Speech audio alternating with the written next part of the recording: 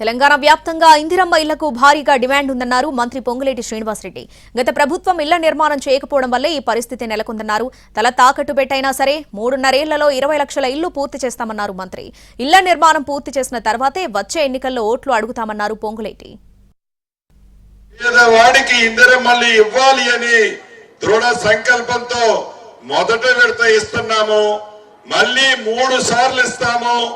ఈ రాబోయే 3.5 సంవత్సరాలలో తల తాకట్టు పెట్టైన 20 లక్షల ఇల్లు ఈ రాష్ట్రంలో కట్టిస్తాము. మళ్ళీ అసెంబ్లీ ఎన్నికల్లో మీ గుమ్మానికి వచ్చి ఓటు అడుగుతాము.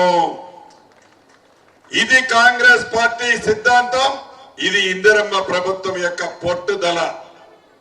తల తాకట్టు పెట్టైన పేదవాడి కళ నెరవేర్చే బాధ్యత మీ దీవెళ్లతో ఉన్న ఈ ప్రభుత్వాన్ని కూడా మనస్ఫూర్తిగా చెప్తున్నాను. పేదవాడి తెలంగాణ వ్యాప్తంగా ఇందిరమ్మ ఇళ్లకు భారీగా డిమాండ్ ఉందన్నారు మంత్రి పొంగులేటి శ్రీనివాసరెడ్డి. గత ప్రభుత్వం ఇళ్ల నిర్మాణం చేయకపోవడం వల్లే ఈ పరిస్థితి నెలకొందన్నారు. తల తాకట్టు పెట్టైనా సరే 3.5 ఏళ్లలో 20 లక్షల ఇళ్లు పూర్తి చేస్తామన్నారు మంత్రి. ఇళ్ల నిర్మాణం పూర్తి చేసిన తర్వాతే వచ్చే ఎన్నికల్లో ఓట్లు అడుగుతామన్నారు పొంగులేటి.